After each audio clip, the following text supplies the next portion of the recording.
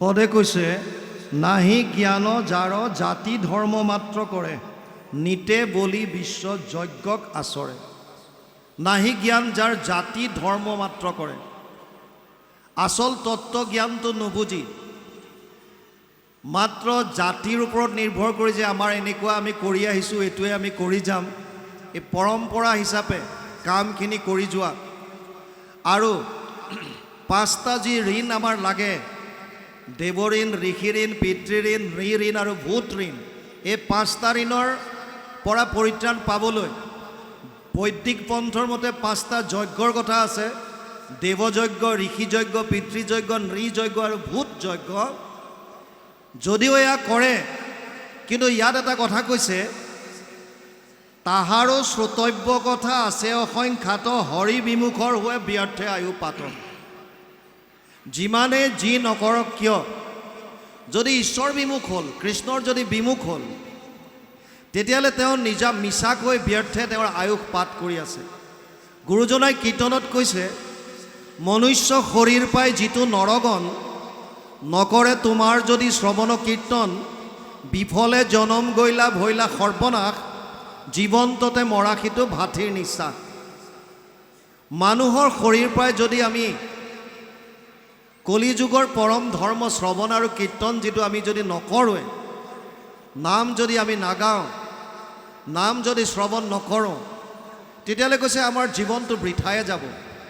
আৰু ইয়াতো শুকদেৱে প্ৰথম পৰীক্ষিতক কৈছে, হৰি বিমুখৰ হৈ ব্যৰ্থে আয়ু পাত। মিছাতেই তেওঁলোকে মনুষ্য জনম ধৰিলে। দেৱতা হওক, ইতৰ প্ৰাণী হওক, কুকুৰ মেকুৰী গাধ ঘোঁৰা, কাৰো ভক্তি কৰাৰ অধিকাৰ দিয়া নাই। কেৱল মনুষ্য শৰীৰকহে এই সুবিধাকণ দিছে। তথাপিও আমি যদি ইয়াৰ আমি সুবিধা নলওঁ আৰু মানুহৰ শৰীৰ পোৱাৰ পাছতো আমি যদি ঈশ্বৰ ভক্তি নকৰোঁ, তেতিয়াহ'লে আমাৰ এই জীৱন বৃথাই যাব। প্ৰহ্লাদে দৈত্য শিশুসকলক কৈছিল, মনুষ্য শৰীৰ চঞ্চল সদায় কেতিক্ষণে কালে ধৰে, কোটি কোটি জন্ম উপজি মৰিয়া মনুষ্য নুহি খেদ ধৰে। মানুহৰ শৰীৰ পাইছোঁ বুলি চিৰদিন কোনো নাথাকে। কোন মুহূৰ্তত কাৰ মৃত্যু আহে তাৰ ঠিক নাই। কিন্তু এটা দুৰ্লভ শৰীৰ আমি পাইছোঁ। ইমান এটা দুৰ্লভ শৰীৰ পায়ো যদি আমি ঈশ্বৰ চিন্তা নকৰোঁ, তেতিয়াহ'লে কোন মুহূৰ্তত আমাৰ প্ৰাণ ওলাই যায় তাৰো কোনো ঠিক নাই। আকৌ যে মানুহৰ শৰীৰ পাম তাৰো কোনো গেৰেণ্টি নাই। সেইকাৰণে শুকদেৱে কৈছে, যিসকল শৰীৰ বিমুখ হ'ল, মানুহৰ শৰীৰ পোৱাৰ পাছত তেওঁলোকৰ আয়ুস ব্যৰ্থে তেওঁলোকে নষ্ট কৰিলে। কি কৰে এতিয়া? দিন ভৰিলে ধন কুটুম্বৰ চিন্তা কৰে, নিদ্ৰা স্ত্ৰী আলাপে ৰাত্ৰিৰো আয়ু হৰে, মিছা বিষয়ত মাত্ৰ কৰে অভিলাষ, সিহেতু নেদেখে নৰে আপোনাৰ নাশ। কিয়? দিন ভৰিলে ধন কুটুম্বৰ আশা কৰে। কিহৰ কাৰণে? দিন ভৰিলে ধন কুটুম্বৰ চিন্তা কৰে, নিদ্ৰা স্ত্ৰী আলাপে ৰাত্ৰিৰো আয়ু ধৰে। কিয়? কাৰণ বৰ্তমান সময়ত পৃথিৱীত 800 কোটিৰ ওপৰত মানুহ আছে। কাৰো লগত কাৰো মিল নাই। আমাৰ ইজনৰ লগত সিজনৰ নিমিলে, কায়িকভাৱে কওক বা যেনেকুৱাই নকওক কিয়। আনকি আমাৰ ফিংগাৰ প্ৰিণ্টছো নিমিলে। আঙুলিৰ ছাপবিলাকো কাৰো লগত কাৰো নিমিলে। ইমান বৈষম্যতাৰে ভৰা এখন সংসাৰত এটা বস্তুৰ মিল আছে, সেইটো হৈছে আমি সকলোকে আনন্দ লাগে। ৰজাকো লাগে, প্ৰজাকো লাগে, চোৰকো লাগে, পুলিচকো লাগে, মহাজনকো লাগে, দুখীয়াকো লাগে, উগ্ৰবাদীকো লাগে, আৰ্মিকো লাগে, কীট পতংগ পোক পৰুৱা, চবে এটা বস্তু বিচাৰি আছে, আনন্দ। আমিও আনন্দ বিচাৰিছোঁ। আনন্দটো ক'ত পাম এতিয়া আমি সেই বস্তুটো বুজি পোৱা নাই কাৰণে দিন ভৰিলে ধন কুটুম্বৰ চিন্তা কৰে। আনন্দটো ক'ত আছে? যিটো আমাক আনন্দ লাগে প্ৰতি মুহূৰ্তত, যিটো আমি বিচাৰি আছোঁ, এইটো আচলতে আছে ক'ত? ক'ত পাম? তাৰ কাৰণে অকণমান শাস্ত্ৰৰ কথা বুজিব লাগিব। শাস্ত্ৰত কৈছে মূল তত্ত্ব তিনিটা আছে মাত্ৰ। এক হৈছে ভগৱান, দ্বিতীয়ত হৈছে তেওঁৰ মায়া বহিৰংগ শক্তি, আৰু তৃতীয়ত হৈছে তেওঁৰ এই তটস্থ শক্তি বা নিউট্ৰেল শক্তি, জীৱ আমিবিলাক। আমি যিমান আছোঁ চব জীৱ, আমি ভগৱানৰ তটস্থ শক্তি, নিউট্ৰেল শক্তি। আমাৰ বাহিৰে দুটাই বস্তু আছে, এক হৈছে ভগৱান কৃষ্ণ আৰু আন হৈছে তেওঁৰ মায়া। মায়াৰ সংসাৰ এডাল তৃণৰ পৰা বুলি ব্ৰহ্মলোক পৰ্যন্ত যত যিমান আছে চব মায়াৰ। আমাক যিটো আনন্দ লাগে, এই আনন্দটো এই দুটা বস্তুৰ ভিতৰতে আছে, হয়তো ভগৱানত আছে নহ'লে মায়াৰ সংসাৰখনত আছে। এতিয়া আমি যি ধন কুটুম্বৰ চিন্তা কৰিছোঁ, তাৰ মানে আমি মায়াৰ সংসাৰখনত এই আনন্দটো বিচাৰিছোঁ। আচলতে মায়াৰ সংসাৰত আনন্দটো আছেনে নাই, সেইটো বুজিবৰ কাৰণে মায়া কি বস্তু জানিব লাগিব। ভাগৱত পদ্মকল্পত মাত্ৰ 4টা শ্লোকত নাৰায়ণে ব্ৰহ্মাক কৈছিল, চতুশ্লোকী ভাগৱত বুলি সেইকাৰণে কয়। 4টা শ্লোকৰ দ্বিতীয় শ্লোকটোত মায়াৰ বিষয়ে কৈছিল। ঋতেৰ্থেয়ত প্ৰতিয়ত না প্ৰতিয়ত চাত্মানি তদ বিদ্যাদাত্মনো মায়া যথা আভাসো যথা তম 2:9-34, দ্বিতীয় স্কন্ধ 9ম অধ্যায় 34 নম্বৰ শ্লোক ভাগৱত। ইয়াৰ অনুবাদ আমাৰ গুৰুজনাই কৰিছে দ্বিতীয় স্কন্ধ ভাগৱতত। মায়া মানে কি? অবস্তুক দেখা হয় বস্তুক আৱৰি, এইহে মোহৰ মায়া জানা নিষ্ট কৰি। নাথাকিতো যেন দেখি চন্দ্ৰমা দুটয়, থাকিতো ৰাহুক যেন কেহুনে দেখয়, সেই মতে মায়া আৰ কৰি ঈশ্বৰক আশাৰ বিষয় সদা দেখাৱে জীৱক। এইটো মায়াৰ গুণ। ঈশ্বৰৰ আৰ কাপোৰ এখন দি আমাৰ মনটো এই বিষয়বিলাকৰ প্ৰতি নি আছে। কিয়? প্ৰত্যেক বস্তু মূললৈ যাব বিচাৰে। আমাৰ মূল কি? আমাৰ বুলি কোৱাৰ লগে লগে ইয়াত দুটা বস্তু আছে। এটা হৈছে পঞ্চভূতি শৰীৰ 24 তত্ত্বৰ দ্বাৰা নিৰ্মিত, আৰু এক হৈছে ইয়াৰ ভিতৰত সোমাই থকা চৈতন্য শক্তি, যাক আমি আত্মা বুলি কওঁ। দুইটা বস্তু মিলি পেলাই মই বা আমি হৈছোঁ।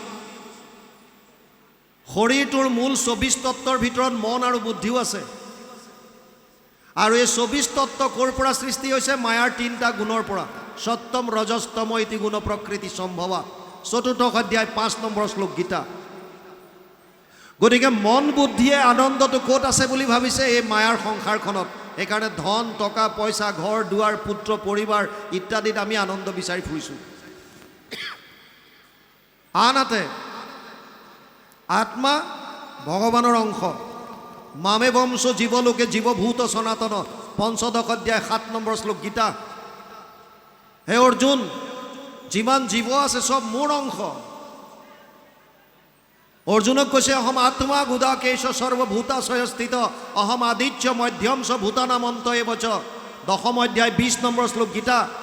হে অৰ্জুন, ময়ে আত্মা, ময়ে আদিত আছিলোঁ, ময়ে মধ্যত আৰু শেষত ময়ে থাকিম। গতিকে ভগৱানৰ অংশ হ'লোঁ আমি। আমি মানে আত্মা, মই। আত্মাটোৱে যাব বিচাৰিছে ভগৱানৰ ওচৰলৈ, মন বুদ্ধিয়ে যাব বিচাৰিছে বিষয়ৰ ওচৰলৈ। ধন টকা পইচা, পুত্ৰ পৰিবাৰ, মিতিৰ কুটুম ইত্যাদি। এতিয়া আনন্দ আছে ক'ত? আমি গম পালোঁ মায়াত নাই, কাৰণ অবস্তুক বস্তু কৰি দেখুৱাইছে। মোৰ যেতিয়া জেছলমেৰত পোষ্টিং আছিল, আপোনালোকে জানে মই SSBত আছিলোঁ। ভলণ্টিয়াৰ ৰিটায়াৰমেণ্ট ল'লোঁ 2022ত ভকতৰ লগত থাকিম বুলি। 95 চনৰ পৰা 2001লৈকে জয়ছলমেৰত আছিলোঁ। ভাৰতৰ এখন মৰুভূমি।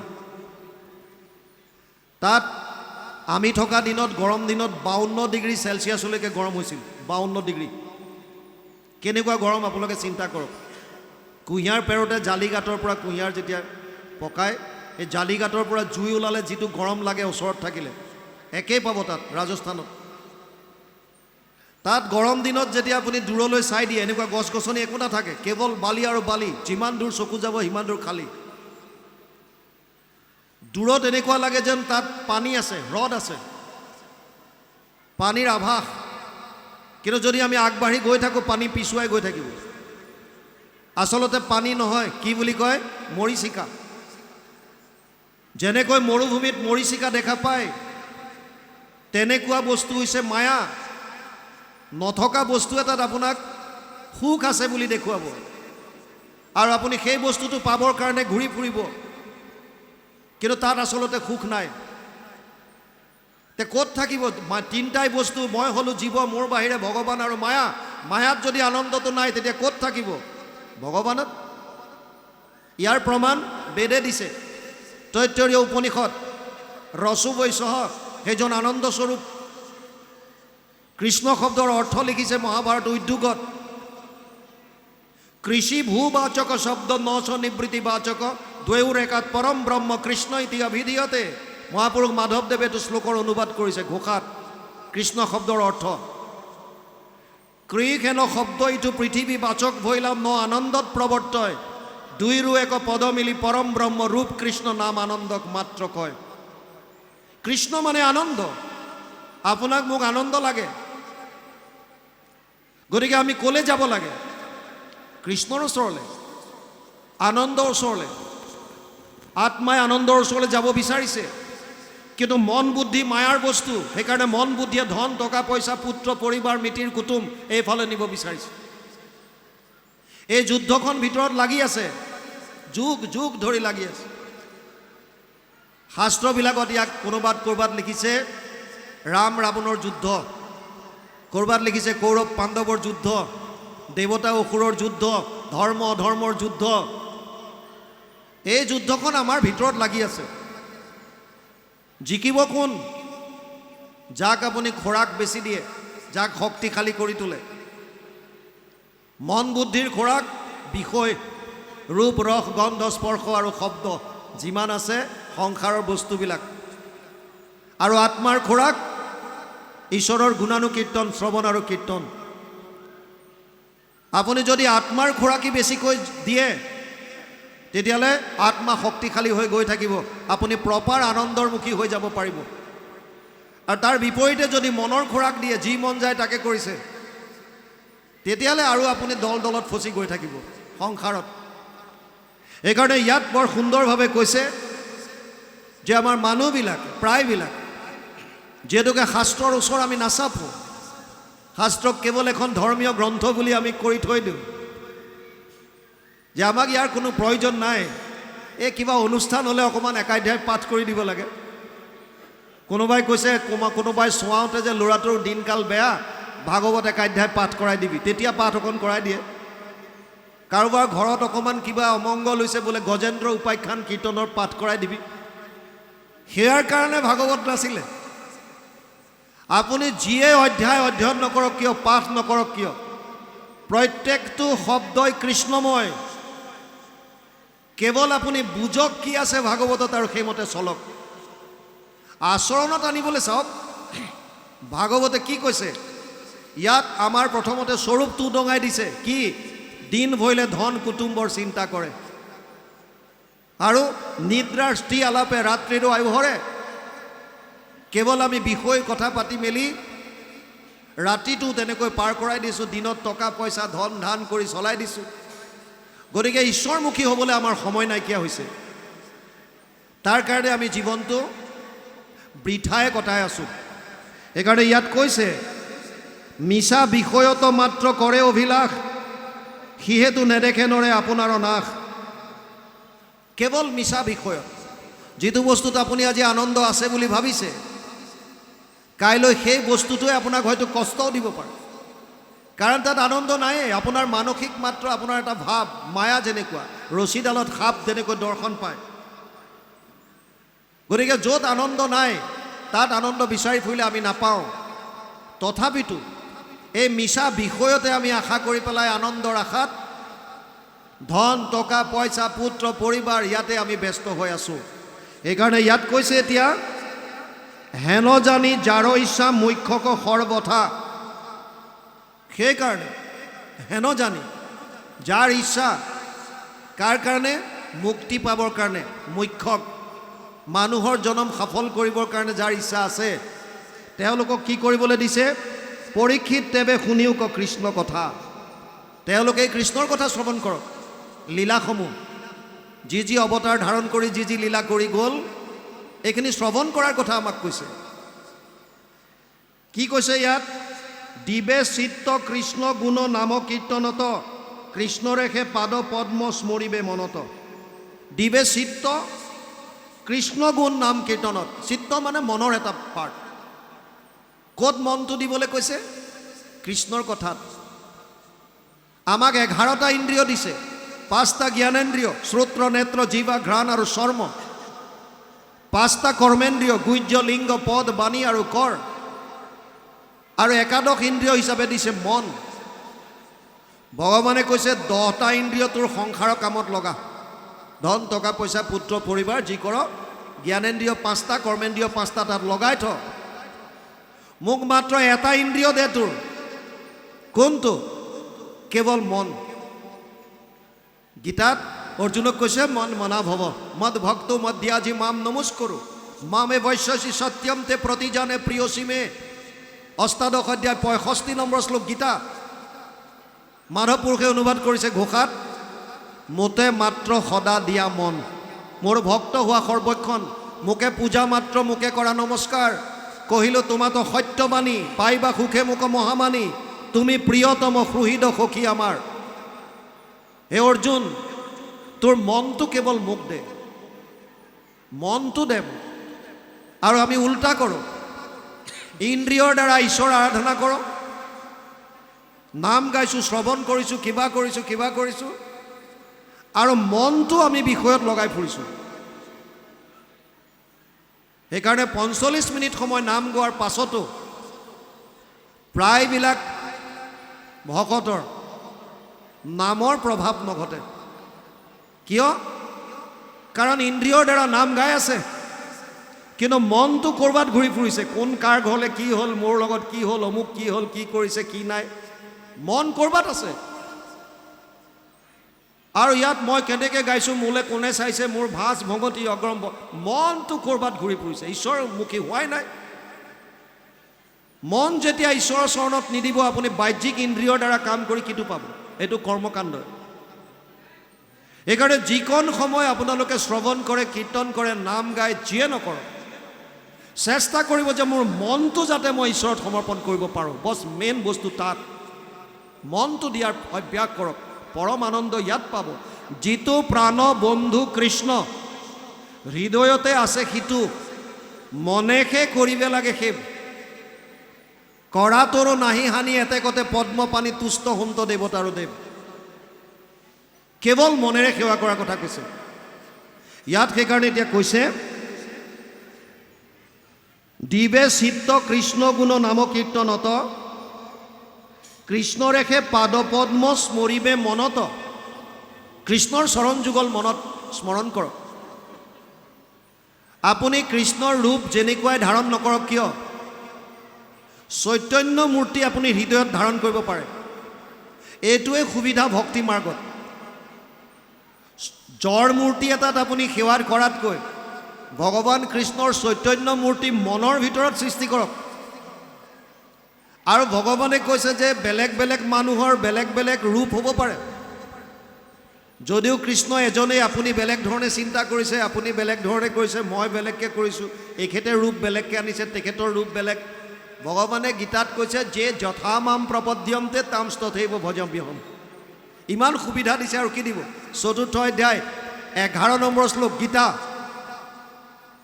অৰ্জুনক কৈছে, হে অৰ্জুন, মোক যোনে যেনেকৈ চিন্তা কৰে ময়ো তেওঁক তেনেকৈ চিন্তা কৰোঁ।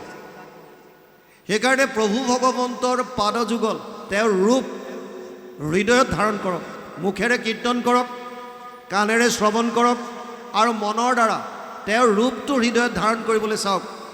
পৰম আনন্দ লাভ কৰিব পাৰিব কম দিনৰ ভিতৰত। ইয়াত এতিয়া কৈছে, নাৰায়ণ স্মৰণেহে পৰম মংগল, এহি মানে জীৱন্ততে জন্মৰ সাফল, অন্তকালে হৰি স্মৰে যিটো ভাগ্যৱন্ত, তাহাৰ মহিমা কহি কোনে পাৱে অন্ত।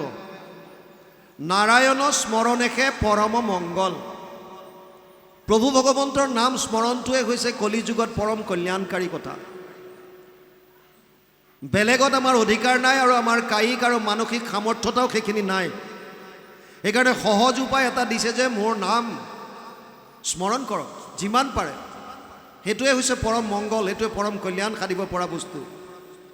আৰু ইয়াত কৈছে এতিয়া এহি মানে জীৱন্ততে জন্মৰ সাফল। মনুষ্য জন্ম সাফল কৰিব পৰা উপায় মাধৱ পুৰুষে ঘোষাত লিখি থৈ গৈছে।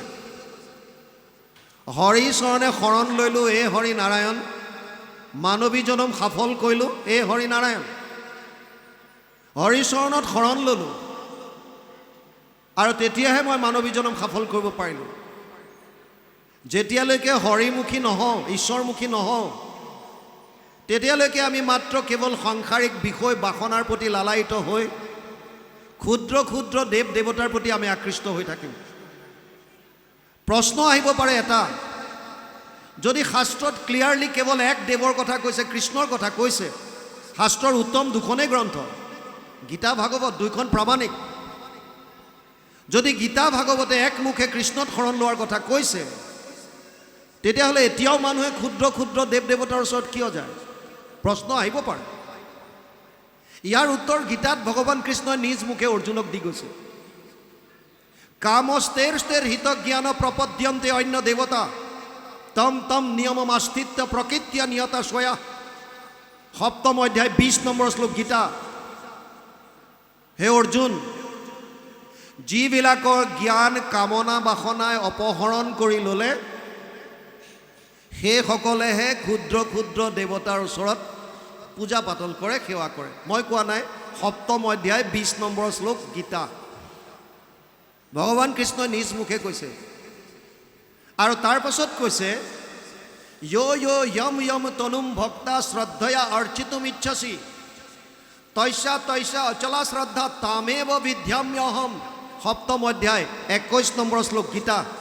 হে অৰ্জুন, যোন যোন মানুহে যি যি দেৱতাৰ প্ৰতি আকৃষ্ট হৈ তেওঁলোকক সেৱা কৰিব বিচাৰে, মই যিহেতু তেওঁলোকৰ শৰীৰতে অন্তৰ্যামী ৰূপে পৰমাত্মা ৰূপে থাকোঁ, তেওঁলোকৰ মনৰ ভাৱবিলাক মই বুজি পাওঁ, সেইকাৰণে মই তেওঁলোকক সেইজন দেৱ দেৱতাৰ প্ৰতি আৰু আকৃষ্ট কৰি দিওঁ। যা বেটা সেইফালে।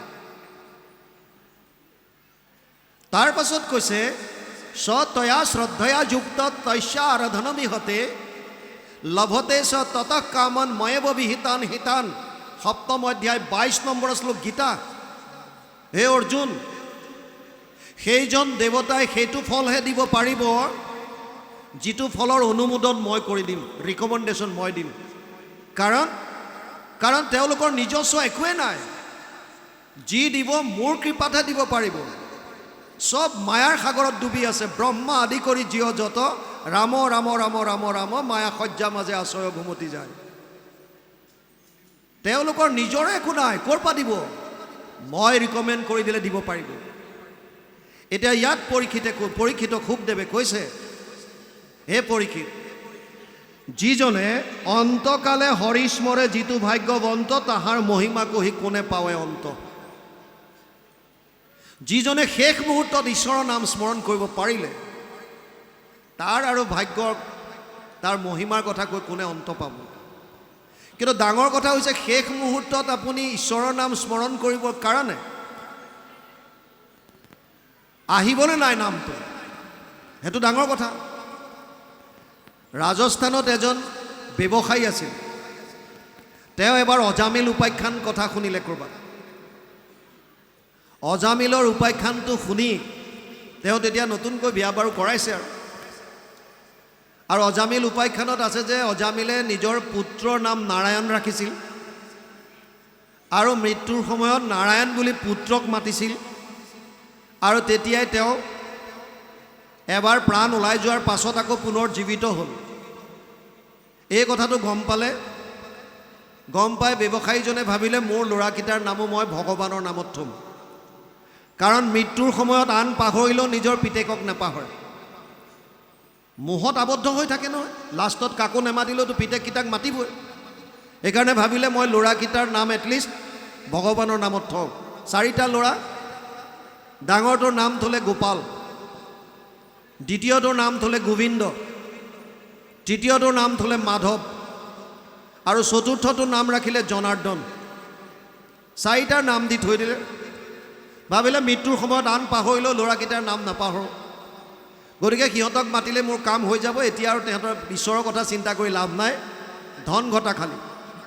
আৰু কেৱল দোকান দোকান দোকান দোকান কৰি চলিল। সময় আগবাঢ়িল। নৰ্মেল যিবিলাক মৃত্যু, সাধাৰণভাৱে যিবিলাকৰ মৃত্যু হয়, তেওঁলোকে মৃত্যুৰ প্ৰাক মুহূৰ্তত অলপ হ'লেও গম পায় যে মই আৰু বেছি সময় জীয়াই নাথাকিম। সেইকাৰণে তেওঁ মিতিৰ কুটুমক খবৰ দিবলৈ কয়, অমুকক মাতি দিয়া, তমুকক এইটো হ'ল, মই অমুকত পইচা থৈছোঁ, তমুকত মোৰ অমুক আছে, কোৱা আৰম্ভ কৰি দিয়ে আৰু যে আৰু বেছি সময় মই জীয়াই নাথাকিম। তাই এদিন তেওঁ ৰাতিপুৱা অনুভৱ কৰিছে যে মই আৰু বেছি সময় জীয়াই নাথাকোঁ। এতিয়া মনত পৰিছে অজামিল উপাখ্যানৰ কথাটো, আৰু পিতেকহঁতৰ নামকেইটা ল'ব লাগিব। সেইকাৰণে ভাবিছে নাম লোৱা আৰম্ভ কৰি দিছে। ডাঙৰ ল'ৰাটোক মাতিছে, গোপাল। গোপাল আহি সন্মুখত উপস্থিত। দেউতা মাতিছিলে। তই ঘৰতে আছ? বোলে আছোঁ। ল'ৰাকেইটাই ভাবিছে আজি দেউতাৰ শৰীৰ বেয়া, কোন সময়ত ওলাই যায় ঠিক নাই, গতিকে আজি ঘৰতে থাকোঁ, দোকানলৈ নাযাওঁ। গোবিন্দ আহিল। দেউতা তয়ো আছ ঘৰতে? বোলে আছোঁ। মাধৱো আহিল। মাধৱ তয়ো আছ? বোলে আছোঁ। জনাৰ্দনো আহিল। আৰু বাপেকে দেখিছে চাৰিওটা ঘৰত আছে। এতিয়া গোটেই জীৱনটো কি বুলি চিন্তা কৰি আছিল? দোকান দোকান। চাৰিওটা ল'ৰা ঘৰত দেখা পাই পেলাই কৈছে, আৰে তহঁত চাৰিওটা ঘৰত আছে, দোকান খুলিবলৈ কোন গ'ল? আৰু দোকানৰ কথা মনলৈ অহাৰ লগে লগে আত্মা ওলাই গ'ল। তাৰ মানে গোটেই জীৱনটো যিটো অভ্যাস কৰিলে, শেষ মুহূৰ্তত সেইটোহে আহিব। অৰ্জুনক কৈছে, অন্তকালেশ মামেবম স্মৰণ মুক্ত কলেৱৰম ইয় প্ৰয়াতিশ মদভাৱম ইয়াতি নাস্তিত্ৰ সংশয়। 8ম অধ্যায় 5 নম্বৰ শ্লোক গীতা। হে অৰ্জুন, শেষ মুহূৰ্তত যোনে মোৰ নাম স্মৰণ কৰে সি মোক পাব, ইয়াত কোনো সন্দেহ নাই। কিন্তু শেষ মুহূৰ্তত ঈশ্বৰৰ কথা মনলৈ আহিবৰ কাৰণে এতিয়াৰ পৰা অভ্যাসটো কৰিব লাগিব। যদি অভ্যাসটো নকৰে, শেষ মুহূৰ্তত আপোনাৰ ঈশ্বৰৰ নাম কেতিয়াও মনলৈ নাহে। ইয়াত কোকদেৱে কৈছে, অন্তকালে হৰিস্মৰে যিটো ভাগ্যৱন্ত, তাহাৰ মহিমা কহি কোনে পাৱে অন্ত। কিয় কৈছে? কাৰণ শেষ মুহূৰ্তত ঈশ্বৰৰ নাম আহিবৰ কাৰণে প্ৰথমৰ পৰাই তেওঁ কৃষ্ণৰ নামৰ অভ্যাস কৰিব লাগিব। এতিয়াৰ পৰা যদি আপোনাৰ শ্বাস প্ৰশ্বাসত কৃষ্ণ কৃষ্ণ শব্দ আৰম্ভ কৰি দিয়ে, আপোনালোকে যদি আন একো নকৰিলেও যি নীতি নিয়ম কৰি আছে সেয়া পিছৰ কথা, কৃষ্ণ নামটো যদি আপোনাৰ শ্বাস প্ৰশ্বাসত লোৱা যদি আৰম্ভ কৰে, কৃষ্ণ কৃষ্ণ হৰি ৰাম, কৃষ্ণ কৃষ্ণ গোপাল, জনাৰ্দন, মাধৱ, যি আহিছে ভগৱানৰ সহস্ৰ নামৰ, আপুনি যদি কৃষ্ণ কৃষ্ণ ৰাম কৃষ্ণ হৰি ৰাম যি আছে মনত যদি আহি আছে, আৰু যদি মুখেৰে উচ্চাৰণ কৰিবও পৰা নাই, মনেৰে যদি মালা গাঁঠি আছে নামৰ, 21 দিন অভ্যাস কৰি চাওক। তাৰ পাছত ক'ব, আপোনালোকে হৃদয়ত আনন্দ উপলব্ধি কৰিব পাৰিব। আপোনাৰ শ্বাস প্ৰশ্বাসত যেতিয়া নাম আহি থাকিব, কেৱল কৃষ্ণময় হৈ থাকিব, বাহ্যিকভাৱে যিমানে ধুমুহা নাহক কিয় আপোনাৰ হৃদয় স্পৰ্শ কৰিব নোৱাৰে। আপোনাৰ ইয়াত আনন্দ এনি টাইম, কেৱল আনন্দময় হৈ থাকিব। ভিতৰত বাহ্যিকভাৱে বহুত ধুমুহা, বিপদ আহিছে, সংঘাত আহিছে, কাৰোবাক হেৰুৱাইছে, ধন টকা পইচা নাইকিয়া হৈছে, পোৱা নাই, হাবাথুৰি খাইছে, কিন্তু ভিতৰত আপোনাক স্পৰ্শ কৰিব নোৱাৰে। ইয়াত যিটো আপোনাৰ আনন্দ আপুনি উপলব্ধি কৰিব, এইটো কেৱল নামে আপোনাক দিব। আৰু সেইকাৰণে ইয়াত শুকদেৱে কৈছে, শেষ মুহূৰ্তত যিজনে ঈশ্বৰ চিন্তা কৰিলে তাৰ ভাগ্যৰ, তাৰ মহিমাৰ কথা কৈ কোনে অন্ত কৰিব পাৰে?